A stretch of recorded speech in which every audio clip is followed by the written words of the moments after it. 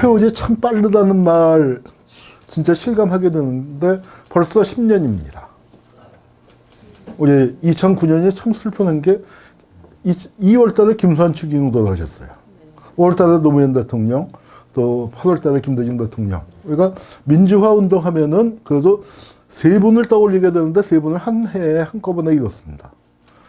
노무현 대통령이 갑자기 그렇게 돌아가시지 않았으면은 저는 김대중 대통령께서 3, 4년은 너끈히 사실 수 있었을 거라고 생각하고요.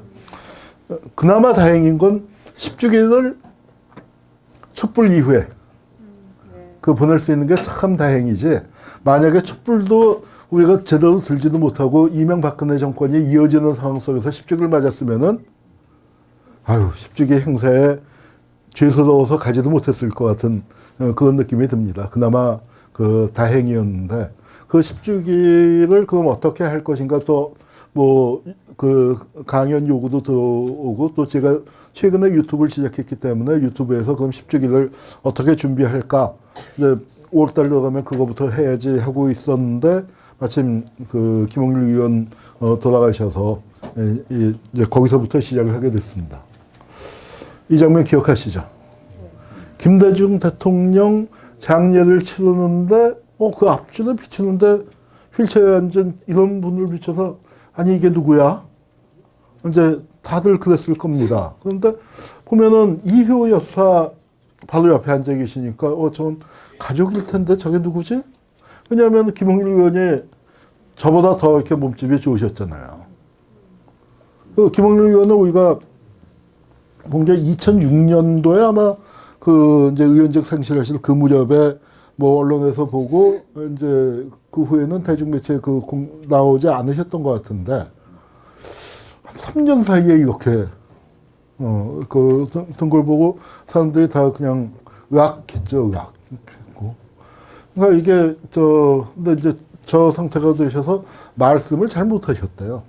참 안타까운 게 뭔가 말씀을 하시는데 김대중 대통령도 못 알아들으시는 거예요. 이호 여사도 못 알아들으시고. 그러니까 아마 그 사모님만 겨우 알아들으셨던 모양이고, 그러니까 이제 그 박재현 의원이 아이고 김 의원 좀 써봐 뭐 이제 하는데 또 팔도 불편하니까 쓰는 것도 여의치 않고 이제 뭐 그랬었던 모양이에요. 그래서 말을 거의 못 하는데 그 돌아가시기 직전에 저 말씀을 하셨대요. 아버지. 아주 예. 무슨 이제 그게 이제 아버지로서 이제 마음았었던 거고. 김홍일 의원이 이제 그 건강을 잃게 된 걸 얘기를 하려면 거슬러 올라가서 흔히 서울의 봄. 서울의 봄이라는 말을 쓸 때마다 광주 분들한테 대단히 죄송하게 생각을 하죠. 1980년도를 상징하는 말이 너무 서울 중심적인 언어로 그렇게 됐다고 생각을 합니다. 그래서 흔히 뭐 서울의 봄이라고 하지만 80년 5월 달에 서울역 회군. 최근에도 또 논란이 됐죠.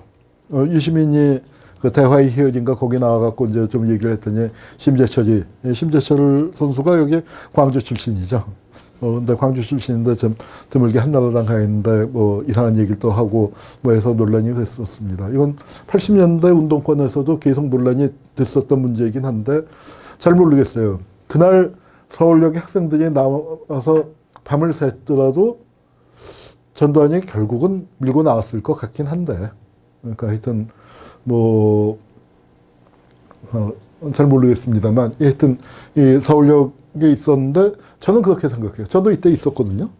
그런데 서울대학에서 봉천동 고개 넘어갔고 이렇게 쫙 여기까지 오는데 2시간 넘어 걸려서 왔습니다. 그러니까 전날은 시위를 많이 했고 이제 둘째 날 여기 서울역 앞에 이렇게 모였는데, 그때 회군을 하게 된 그 중요한 이유 중에 하나가 뭐냐면은 제 느낌으로는, 저는 그때 대학교 3학년이었고 뭐 학생운동 지도부는 아니었지만 계속해서 저희가 외친 게 비상계엄 해제하라, 유신전당 물러가라, 전두환은 물러가라, 뭐 이런 구호도 외쳤지만 또 줄기차게 행진해보면서 외쳤었던 게 민주시민 동참하라였거든요. 그런데 진짜로 서울대에서부터 2시간 걸어오는 동안에 동참하는 민주시민을 한 명도 못 봤습니다. 왜냐하면은 박정희가 죽고 난 다음에 시민들이 불안했던 거예요. 그러니까 다 박정희 물러가라. 그러니까 우리가 박정희 물러가라를 외쳤지 박정희 죽어라 하고 외친 건 아니잖아요. 물러가고 우리가 민주화되는 걸 받았는데 상황이 훨씬 더 급진전이 돼서 박정희가 총에 맞아 죽는 상상도 할 수 없는 일이 벌어졌으니까 이 상황이 이제 그 시민들 입장에서 불안한데 북한이 이때는 훨씬 셌죠. 지금이야 남북 간의 국력 차이가 워낙 그 막강하게 났지만 이땐 그러지 않을 때니까. 그래서 많은 사람들이 불안했었는데 결국은 이제 회군을 했고 전두환이가 이제 밀고 나왔습니다. 이때 대학생들이 말이죠. 그 서울 회군을 하면서 어디 모이자 하는 얘기는 다 했었어요. 고대생은 청량역 앞에 모이고 연대생은 신천 로타리에 모이고 서울대는 영등포 시장이나 뭐 서울역 앞에 모이고 뭐 그런 거 다 짰었는데 어떻게 됐습니까? 모이긴 모였습니다. 그런데 한 10초 만에 진압이 됐죠.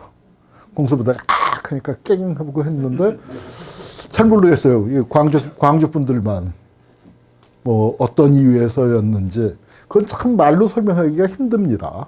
아직도 어디서든지 저도 납득할 만한 설명을 본 적이 없는 것 같아요. 왜 간이 그렇게 배 밖에 나왔는지. 그러니까 그러고 그 다음에 공수부대가 얼마나 무섭습니까, 솔직히. 우리 그 서울에서는 공수부대가 뜨지 않고 백골단만 떠도 되면 한참 하고 샤샤 하다가도 백골단이 악 하고 들어오면은 정말 꽁지가 빠져나오게 다 도망을 갔었던 그 왕년의 투사들도 그런 기억은 다 있을 거예요. 그런데 어떻게 광주에서는 그 어느 지점에서 그러니까 뭐 정말 그 무서운 공수부대한테 맞서서 싸울 수 있는 그 용기가 어디서 나왔는지. 그러니까 아마 죽고 사는 문제가 내 소관이 아니구나. 이제 아마 하는 이제 그런 느낌 때문이었는지 모르지만 하여튼 그 광주에서 이제 크게 일이 벌어졌습니다. 뭐 군부가 이걸 기획했다, 짰다, 그렇게는 생각하지 않아요. 하여튼, 광주 시민들이 뜻밖의, 쟤네들이 예상한 거는 공수부대가 나서 악 하면은 시민들이 깨갱 하는 게 맞는데, 그거는 쟤네가 부마 항쟁을 겪으면서, 초장에 그냥 공수부대 처음부터 투입하면은 되는 거였는데, 괜히 경찰력 갖고 막을 내다가 각하까지 돌아가시고, 그러니까 광주에서는 초장의 행정 확 하려고 했다가 이제 커졌어요. 커졌는데 그거를 쟤네들도 설명을 해놔야 할 거 아닙니까?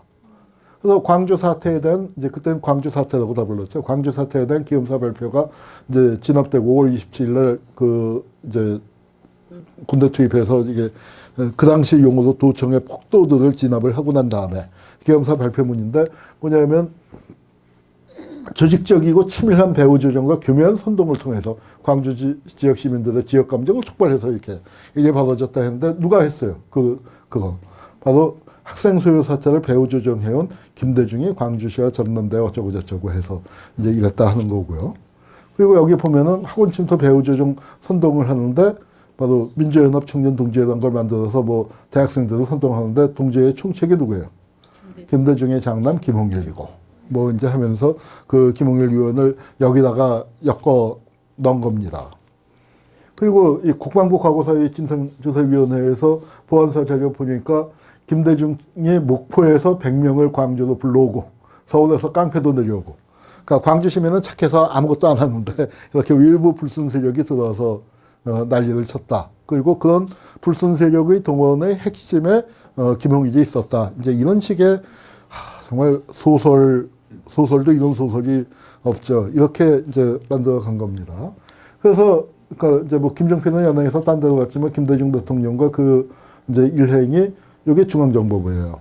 그러니까 최근에 찍은 사진이라서 그렇지 겉모습이 그때는 이렇게 안 생겼습니다. 이렇게 이쁜 게 아니고 회색 얼굴도 좀 우중충했는데 이거를 지금이니까 찍지 70년대에는 찍을 수가 없었고 길에서도 보이질 않았어요. 철문으로 이렇게 가려져 있고 있었지. 근데 그걸 찍었는데, 요 뒤에 이제 대공수사국이 있고 하는데, 여기. 지금 가면은 이제 서울종합방재센터입니다. 이게 큰 지하 벙커가 있었어요. 그 지하 벙커가 있고, 그 지하 벙커 옆에 이제 또 조사실이, 그러니까 요 지하 벙커가 여기쯤 있으면은 여기서부터 저 남산 그 본 건물까지 가는 그 지하에다가 그 통로에다가 지하실을 많이 파놓고 거기 조사실이 있었는데 이제 글로 끌려간 거예요. 김홍일 의원도 거기 끌려갔습니다. 그래서 이게 이제 김대중 대통령 그때 그 고생하실 때 사진인데 두 개가 뭐가 다르죠? 색깔. 예. 예. 요거는 사형수예요. 요거는 무기징역으로 감형되고는 당합니다. 그러니까 예, 빨간 딱지가 사형수인데.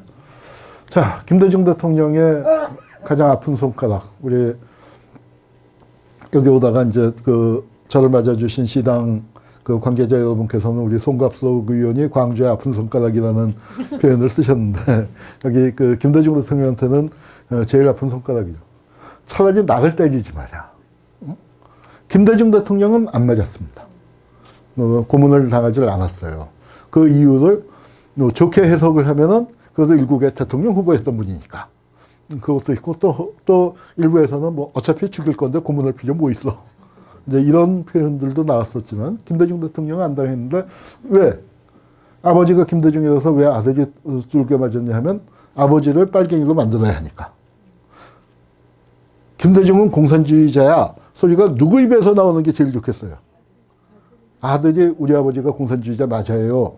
그걸 하기 위해서 그 말 한마디를 듣기 위해서 이제 김홍일 의원을 그렇게 팬 겁니다. 여기 이제 건강할 때 모습인데 그 옆에 김옥도 의원하고 김옥도 의원이 수행비서를 했으니까 김대중 대통령. 그래서 고문당한 분들이 많지만 다들 심하게 고문을 당했지만 이 두 분이 제일 심하게 고문을 당한 거예요. 그래서 이제 이거 참 기막힌 얘기인데 김홍일 의원의 얘기입니다. 군복을 던져주며 갈아입으라 했다. 사진적인 불빛에 현기증이 일어났다. 그 말도 없이 구타만 하고 했다. 내가 김대중 아들이냐? 여기서 절대로 살아나가지 못해. 어차피 송장으로 나갈 테니 피차 힘들지 말고 묻는 말에만 답해라. 광주 항쟁 기간에는 안 팼던 모양이에요. 여러분들이 열심히 싸우고 계실 때. 그러다 이제 끝나고 났더니 패면서 이름 자체가 야 이 빨갱이 새끼야. 여러 가지 뜻이 있겠죠. 새끼 빨갱이라는 뜻도 있을 거고, 김대중이 빨갱이니까 빨갱이의 새끼라는 것도 있을 거고, 우리 또 뭐 개새끼 소새끼 할 때처럼 그렇게 그냥 붙인 것도 있을 거고. 그래서 그러니까 모멸감을 주면서 수치와 모멸감을 주는 거. 이 고문에서 힘든 게 정말 몸만 망가지는 게 아니거든요. 그러니까 마음까지 마음들어지고 우리 이따 시간이 되면 트라우마 센터 얘기도 조금 드릴 수 있었으면 좋겠습니다만. 그러다가 죽여달라고 했더니 야 이 자식아 여기서는 죽는 게 제일 호강이야. 그러면서 이제 하고 카메라가 있었단 말이에요. 이렇게 카메라가 뭐예요? 아 우리 아버지 빨갱이 맞아요 하는 걸 이렇게 보여서 열심히 틀 것 같으니까. 그래서 어떻게 했냐면 뭐 안에서 자살을 하고 싶은데 자살할 마땅한 것도 없으니까 어떻게 이제 뭐 잠시 그 수사관이 한눈을 파는 사이에 책상 위에 올라왔으니까 책상이니까 이거보다도 낫지. 근데 거기서 거꾸로 떨어진 거예요, 바닥에다가. 우리 흔히 얘기하는 맨땅에 헤딩한다고 이제 농담 삼아 하는데, 그렇게 세면바닥에 그렇게 떨어졌으니까 머리 다치고 목 다치고. 우리가 파킨슨병이라는 게 어떻게 생기는지를 의학적으로 규명이 안 돼 있습니다만, 경험적으로 볼 때 머리를 심하게 다쳤던 사람들. 고문이라든가, 또, 무하무드 알리 있잖아요. 권투동을. 떠버리 알리 말 얼마나 잘했어요. 근데 이제 나중에 파킨슨병으로 말도 제대로 못하고 그렇게 됐는데, 김홍일 의원도 결국 그렇게 됐습니다. 그래서. 이 사람들은 우리가 기억해 둘 필요가 있는데, 아마 이학봉이라고, 그 당시에 보안사 대공처장을 했는데, 합동수사본부의 단장이에요. 그래서 이 당시에 김대중 내란 음모, 그 당시에는 내란 음모 사건이지만 우리가 정확하게 명칭을 쓴다면 김대중 내란 음모 조작 사건. 그 조작 사건의 수사 실무 책임자입니다. 그리고 여기는 김근수라고 나중에 상주시장도 하고 국회의원도 했어요. 안기부 차장까지 했는데 이 사람이 중앙정보부의 국장이에요.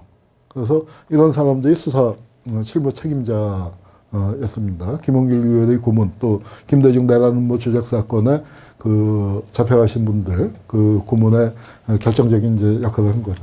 그리고 맨날 신문에서는 김대중을 베낀다. 위선의 화신. 순동과 권무 솔수돌록지. 그리고 결국 뭐 김대중은 공산주의자야. 이제 이런 걸로 그냥 쫙 도배를 해서 언론에서 이제 떠들어댄 거거든요.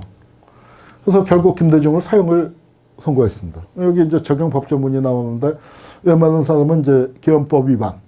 하나가 더 걸리는 게 내란 음모가 걸려요. 근데 여러분 내란 음모를 법전에서 찾아보십시오. 최고형이 뭔가? 내란이 아니라 내란의 음모예요. 내란 미수도 아니고 음모이기 때문에 법률적으로 처벌이 약할 수밖에 없어요. 그래서 내란 음모는요, 사형이 없습니다. 무기징역도 없어요. 내란 음모는 유기징역이 최고형이에요. 근데 어떻게 김대중이 사형이 나왔을까요? 왜냐하면 바로 이게 국가보안법 위반, 반국가단체의 수괴예요. 반국가단체 수괴인데 이제 그걸 만들기 위해서 한민통, 지금은 한통연이라고 이름이 바뀌었는데 김대중 대통령이 저기에 의장을 했다는 거예요. 근데 의장을 하신 적이 없어요. 왜냐하면은 유신 때 이제 본의 아니게 망명을 하시게 됐잖아요. 일본에서 치료를 받고 있다가 유신이 터지는 바람에 귀국을 못하고 국내는 이제 완전히 조용하게 이제 박정희가 다치벌바 났을 때 해외에서 유일하게 유신 반대 운동을 하시는데 그럴 때 제일동포 또 재미동포들 또 유럽에 있는 동포들 모아서 하느라고 그 한민통이라는 걸 만들었습니다. 그러면서 한민통을 만들 때 일본에 있는 동포들한테는 그 약속을 받은 게 총련, 조총련하고는 절대로 관계를 하지 않겠다. 왜냐하면은 그건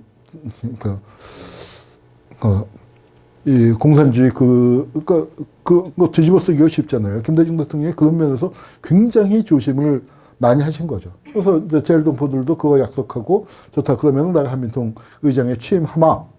라고 했는데 어떻게 한 거예요? 취임하기 전에 납치해 온 거죠. 김대중 납치 사건이 났기 때문에 저기 취임을 안 하셨어요. 그런데 취임한 걸로 치고 그 다음에 한민통을 반국가단체로 만들어야 하는 거예요. 그래서 이제 그걸 증언하기 위해서 윤효동이라는 자수간첩, 77년 5월 달에 자수한 간첩을 3년 묵혀놨다가 이제 이 법정에 데리고 왔습니다. 데리고 와서 자백을 시키는데 이 사람은 뭐 용어가 다, 그러니까 북한 말투. 북한하고 남쪽하고 북이 정치 언어가 다르잖아요. 근데 북한 용어도 다 쓰면서 부부장 동지께서, 부장 동지께서 뭐 이러면서 이제 떠들어 대니까 윤효동, 거물간첩 윤효동이라고 이렇게 생겼습니다. 그런데 윤효동이가 이렇게 떠들 때, 그러니까 그 재판받는 분들 중에 가장 문익환 목사님이나, 지금 이제 요새 성추행 문제 때문에 좀 곤란한 지경이 됐지만, 고은 시인이나 이런 분들이 또 평소에 보면은 액션이 크죠. 쇼맨십도 좋고. 그러니까, 이자가 나와서 이제 이상하게 말도 안 되는 증언을 하니까. 그러니까 여긴 민주화를 부르짖은 민주인사를 간첩으로 모는 거 아니에요. 그런데 안기부에서, 보안소에서 데리고 온 그 증인이라는 사람은 북한 말씨 쓰고 하니까 문익환 목사님이 내란이다! 하고 소리를 지셨어요. 그러니까 무슨 뜻이냐면은 우리를 내란 음모로 몰아넣고 있지만 이 자식들아, 진짜 내란은 니들이 일으켰잖아.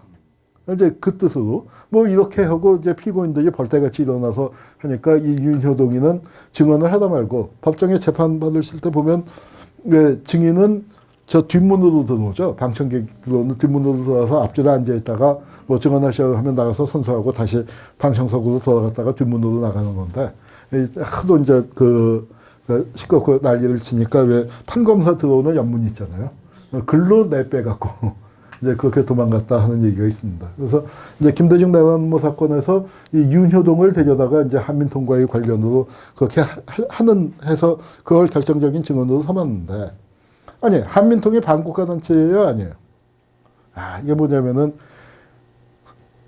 우리 한 송이 국화꽃을 피우기 위해서 봄부터 소쩍새가 온 것처럼 김대중을 사형시키기 위해서 전두환이가 아니라 박정희 때부터 준비를 한 거예요. 왜냐하면은 요 내란 음모 사건을 갖고 동시에 김대중을 반국가단체 수괴로 만들질 못해요. 이게 한민통을 반국가 단체로 규정을 해놨어야 한다는 거예요. 그게 77년 윤효동 사건 아니고 다른 간첩 사건이 있었습니다. 김정사 사건이라고 자기 그 제일동포인데 이제 아버지가 어린 김정사들 19살짜리를 보낸 거예요. 한국에. 그런데 제일동포 간첩사단 사건에 이제 그 뒤집어 쓰고 고생을 했습니다. 이 김정사 씨가 저를 찾아왔어요. 자기가 재심을 하려는데 좀 도와달라고. 그 당신이 간첩 사건 많이 다뤘다며, 조작 간첩 사건 많이 다뤘으니까 내 것도 좀 봐주쇼. 그래서 이제 뭐 만났습니다. 마포의 가든호텔 커피숍에서 만나서 얘기를 하는데 그 저녁 시간인데 거기 커피숍에 TV가 켜져 있었어요. 뉴스를 하고 있었는데 이제 뉴스는 나오고 그냥 우리는 얘기를 하고 있었는데 저는 TV가 이제 이렇게 보이고 김정사 씨 있는 제 앞에 앉아 있으니까 TV가 안 보이는데 이제 그 얘기를 하다가 물어봤어요. 선생님 사건 판사 기억나세요? 했더니 그때 자기는 너무 어리고 뚫겨 맞고 정신없이 뭐 재판 끌려다니고 판사 아무도 기억이 안 난다는 거예요. 아이 선생님 선생님 사건 판사는 꼭 기억하셔야 돼요. 그놈이 누구냐 하면요. 하는데 정말 거짓말처럼 그놈이 누구냐 하면요 하는데 그 사람 얼굴이 TV에 딱 나온 거예요. 그러니 내가 누군지 아시겠죠? 그러니까 내가 그거 누구냐 하면요 하는데 갑자기 얼굴이 마치 누가 준비해 준 것처럼 탁 튀어나오니까 깜짝 놀라서 하고 말을 못했어요.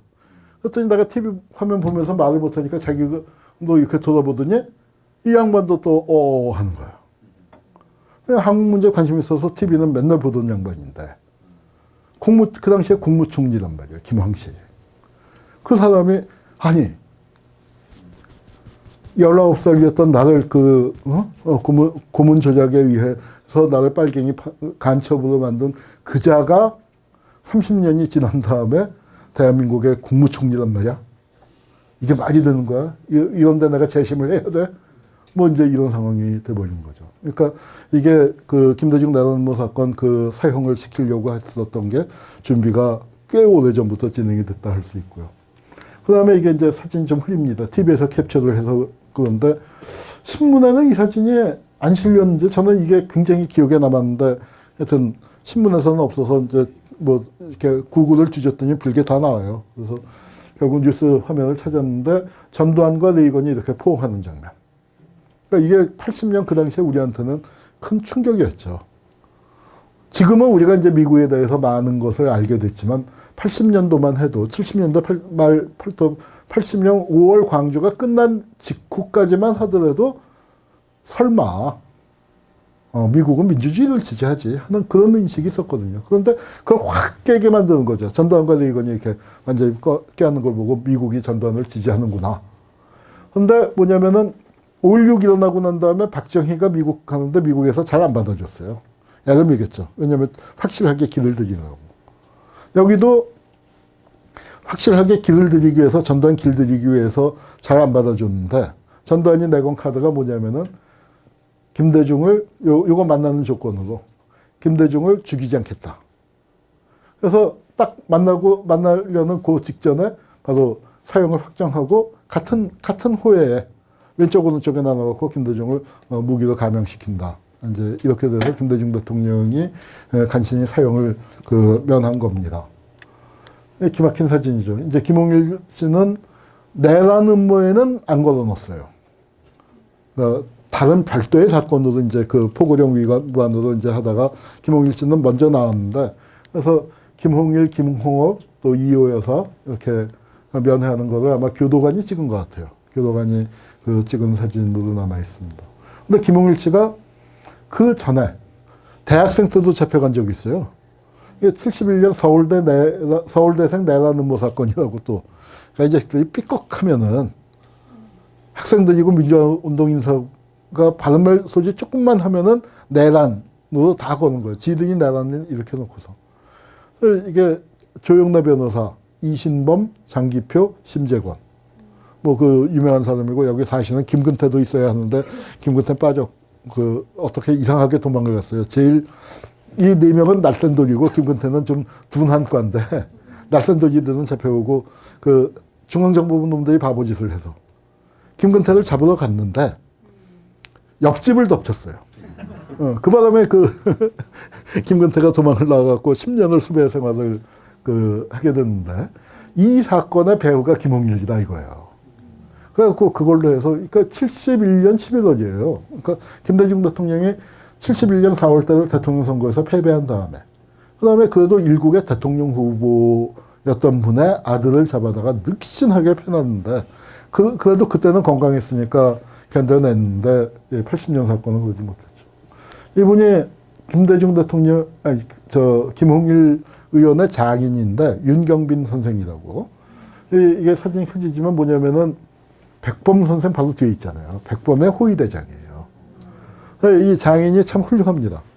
그러니까 그 딸내미가 사익감이라고 듣고 왔는데 보니까 그때 김홍일 씨가 공군 장교였대요.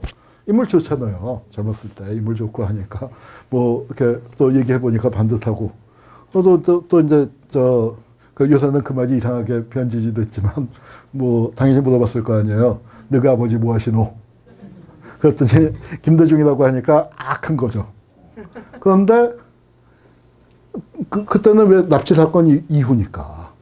근데 이분이 그래도 생각을 한 게 뭐냐면은 민족 앞에 죄를 진 것도 아니고 뭐 사람을 죽인 것도 아니고 물건을 훔친 것도 아니고 정치적 박해를 받고 있는데 그걸 그렇다고 겁이 나서 딸을 못 준다?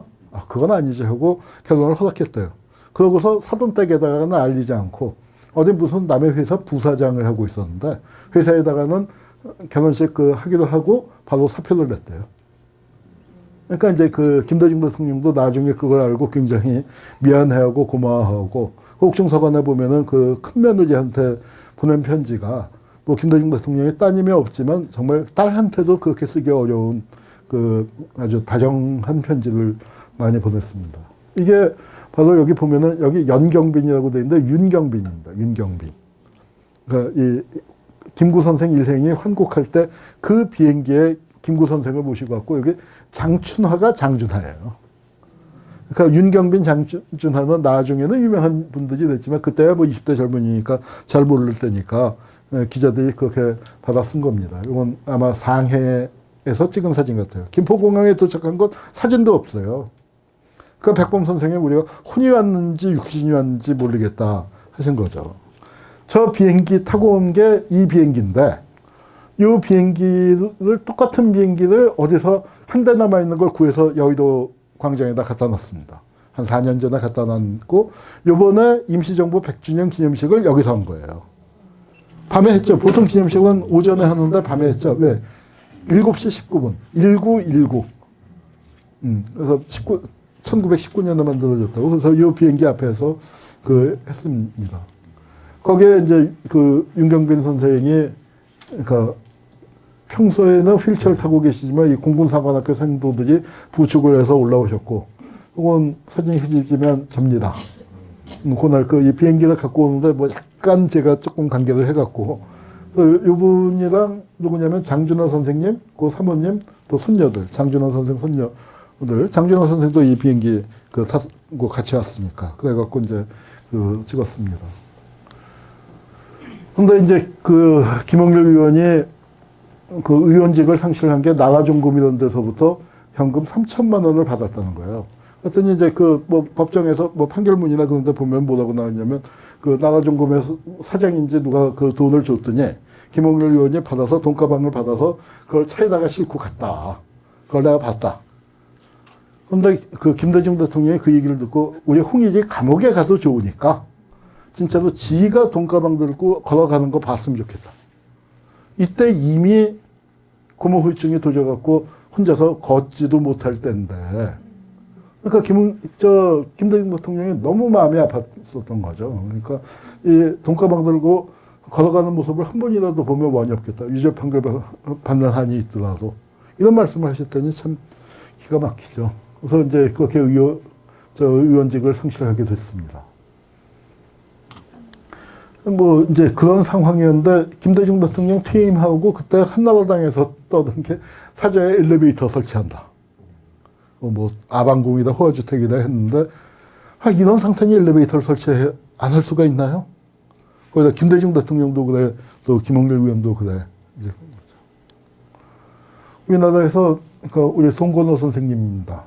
동아일보 그 광고 사태 때 편집국장 하다가 사표 던지신 분인데 이분도 고문을 당해서 파킨슨씨 병으로 고생했고 또 우리 김근태 의원도 파킨슨씨 병으로 고생했는데 우리 역사에서 김홍일 의원도 역시 파킨슨 병으로 고생을 하신 겁니다. 그 고문의 후유증이 이제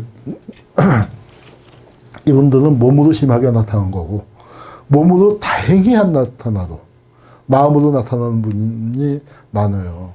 김대중 사진이 중간에 빠진 것 같은데 김대중 내란음모 사건 할 때 이해동 목사님이라고 계시죠. 김대중 대통령 돌아가셨을 때 그 집사님. 그분이 김대중과 두 차례 공범을 했어요. 76년 명동 사건도 그렇고 80년 내란음모 사건도 그렇고. 제가 이해동 목사님 모시고서 평화박물관이랑 또 15년쯤 했고 이 반환법 행자일전도 지금 우리 대표 맡아서 계속 하고 계신데 그분은 다행히 파킨슨병 같은 거 안 왔습니다. 근데 뭐 전에 듣기로는 내란음모 사건으로 중정에 끌려간 사람 중에서 또 제일 심하게 고문을 당하셨던 분이고 그 재판정에서 고문당했던 걸 폭로해갖고 재판정이 완전히 울음바다가 됐대요. 울음바다가 되고 하여튼 그렇게 됐는데 그 다음에 울다가 설훈 의원한테 지금은 의원이지만 그때는 젊었죠. 그때 피고인들 중에서는 제일 뭐 끝에서 한 두 번째나 세 번째로 제일 어린 후보였는데 울다가 다 야단 맞았대요. 광주에서는 말이야. 광주에서는 수천 명이 죽었는데 우리가 고문당한 거 갖고 그거 갖고 이렇게 찔찔 짜서 이게 부끄러운 일 아니냐. 그래서 고문당해서 얻어맞아서 울고 또 젊은 친구한테 야단 맞아서 울고 이제 그렇다고 농반질만 하시더라고요. 인천일본가 경인일본가에서 이렇게 만화도 그래도 참 마음이 아프지만 그래도 이제 부자 성공을 잘 하셨을 거라고 좋은 데 가셨을 거라고 믿습니다. 정치인 김대중은 성공했죠. 근데 아버지 김대중을 생각하면은 참 아버지 박정희보다는 난가요? 하여튼 우리나라 정치인들 그러니까 뭐 대통령까지 올라갔으면 정치인도 성공했을지 몰라도 특히 이 김대중 대통령은 당신이 당해야 할 박해가 아들들에게 전가된 걸로 인해서 굉장히 가슴 아파하셨죠.